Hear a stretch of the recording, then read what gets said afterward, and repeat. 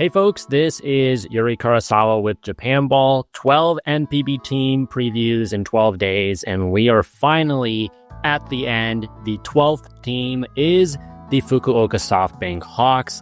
Last year, one of the best teams not only in franchise history, but simply NPB history. 91, 49-3, obviously first place in the Pacific League, a 120 OPS plus and a 120 ERA plus.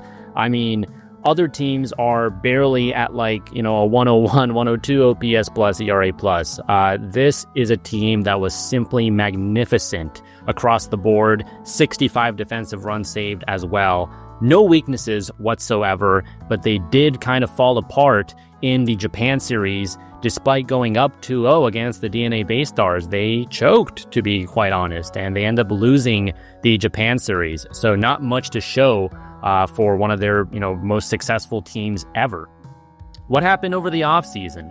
Well, they brought in Naoyuki Uesawa, longtime Nippon Ham Fighters pitcher who had given MLB a shot, first with the Tampa Bay Rays, then he was mostly in Worcester there, AAA for the Red Sox. It just was not a great time for him in the U.S., but trying to make it back into Japan. Hasn't looked all that great in spring training, but I do think, if he's able to get back to where he was before, then this is a solid mid-rotation pitcher. Taiga Kamichitani in the active player draft from the DNA BayStars.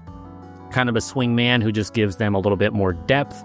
Haruhiro Hamaguchi, veteran left-hander, also from the DNA BayStars, they got in a trade for Masaki Mimori, who was a little bit expendable once they got Jeter Downs, former top prospect who was involved in that Mookie Betts trade. They signed him late last year, so Mimori is a nice utility player, but they were able to trade for some left-handed pitching depth in Hamaguchi. Subtractions other than Mimori include Shuta Ishikawa, a guy who was, in the middle to top of the rotation for quite a long time.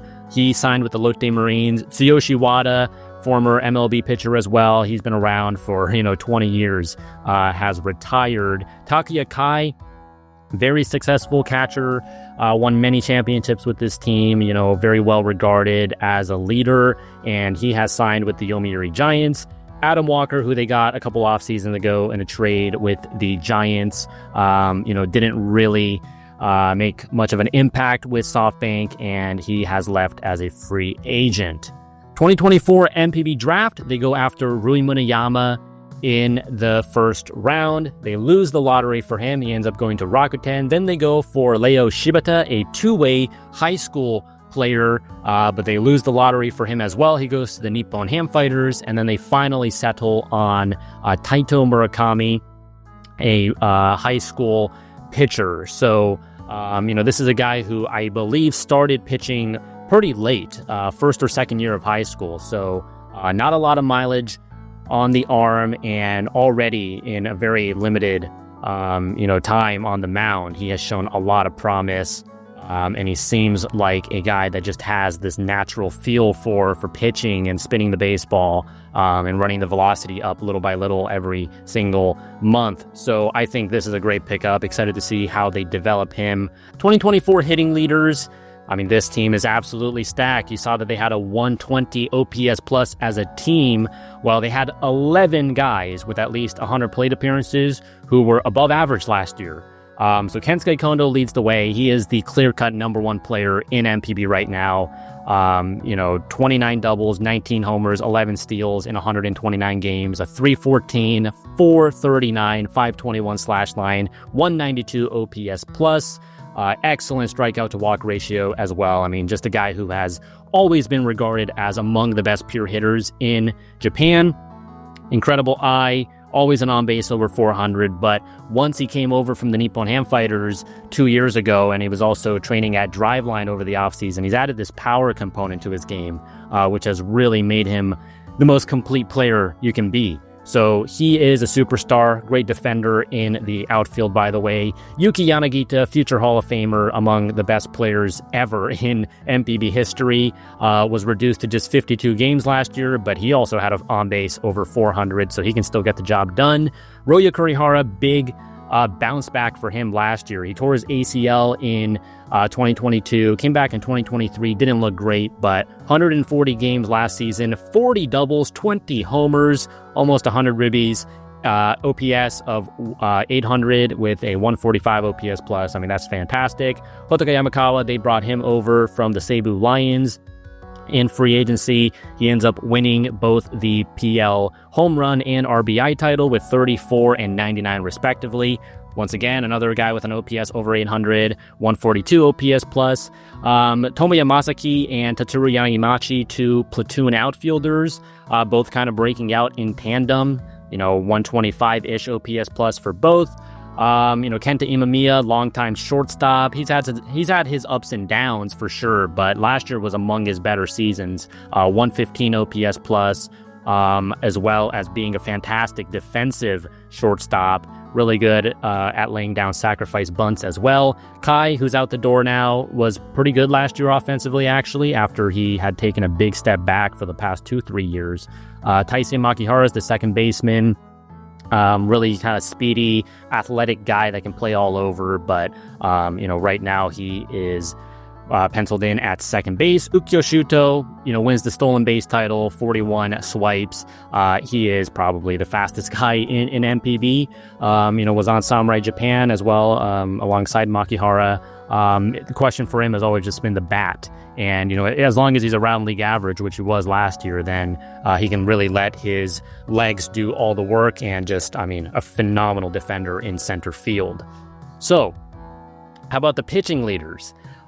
In terms of the rotation, this team was kind of hurting for a few years there after losing Kodai Senga, but the big thing they did last year was they converted Livan Moinelo from, a late inning reliever, longtime setup man. They tried him at closer for a bit as well, just an absolute lights out left-handed reliever. They turned him into a starter. And what does he do in his first year? He goes 163 innings. He wins the PL ERA title at 1.88, which is a 191 ERA plus, excellent strikeout rate as well. So having him turn into this true ace for them was huge. And then Kohei Arihara, who, kind of is in a similar boat to Uesawa, in that he gave MLB a shot there with the Texas Rangers. Didn't work out for him. He comes back. And then in year 2, he goes 182 innings of 2.36 ERA ball. Not quite the same peaks of Moinelo, but, reliable innings eater. So Moinelo and Arihara at the top were excellent. And then they just have a bunch of guys like Carter Stewart Jr., who they initially brought in as a teenager, of course. He was the 8th overall pick of the 2018 MLB Draft. So, Scott Boras brings him in with $7 million guaranteed a while back, and he's this kind of success story now of an American prospect coming to NPB. Sub-2 ERA last year. This was his best season for sure. Still has some kinks to work out in his game, but definitely a step in the right direction. Tomohisa Ozeki, more of a soft contact merchant there. Shuta Ishikawa, who went to Lotte now, was good as well. Ryosuke Otsu, much like Moinelo, converting as a reliever, and he ends up throwing 119 frames in his first year starting, sub-3 ERA as well. Now Higashihama's a veteran. You just see they have so many guys. The depth is crazy. Maybe not as much as some other top teams in the way of this guy is the superstar ace, because Moinelo, still a little bit inexperienced as a starter, but in terms of just having guys you can throw out there and give you a chance to win, they have it. And then the bullpen is not, full of guys who are really well-known quantities, but they are guys with some ridiculous stuff. Guys like Kazuki Sugiyama, posting a 31% strikeout rate. Koya Fuji, Darwinzon Hernandez, Yuki Matsumoto. These guys can all run their fastball up to, the upper 90s and just blow you away with the stuff. Guys like Yuki Tsumori has been there for a while. Roberto Osuna, 2-3 years ago was excellent. As the closer. Last year was his worst season yet after he signed that big extension. Not really sure what got into him, but really kind of underwhelming there. So that was a little bit unusual to see, Osuna like struggling in the ninth inning there, where the rest of the bullpen was doing pretty solid. But in terms of the pitching depth, they have a ton of it, and I mean, even guys beyond this list, there's a lot of other young up-and-comers who expect to factor into the pitching staff here in 2025. So how do they line up? How does the depth chart look? Well, catcher is the one question mark for this team. No more Taki Akai. The one downside of him being, relied upon for so many years is that they didn't really give these younger guys much playing time. They didn't really have time to develop them. So they have a veteran there like Hiroki Mine, but then they have these younger guys like Takashi Umino and Tanagiwara and Watanabe, who have been down on the farm for a while. Umino right now looks like, both defensively and just the way they've been kind of grooming him to become the starting catcher is probably going to be the primary guy there. But the hit tool isn't really fantastic for him, so we'll see if he can stick. First base, Kotaka Yamakawa is a lock there. Third base, Roya Kurihara as well. I mean, he's a fantastic defender. So Kurihara is well on his way to being a top 10 player in NPB. Middle infield, Imamiya and Makihara is phenomenal defensively, but they have some other depth pieces like Kawase, Hirose, who was one of their top picks 2 years ago, Jeter Downs, who I mentioned. So, if any of these guys go down with injury, they definitely have some guys to plug the hole.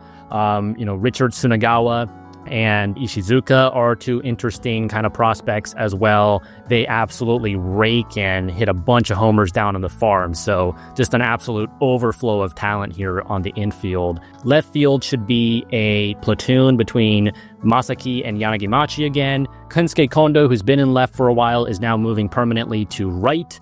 And then center field, you have Ukyo Shuto. But even here, you have other guys like Sato, Kawamura, Sasagawa, who may end up establishing themselves.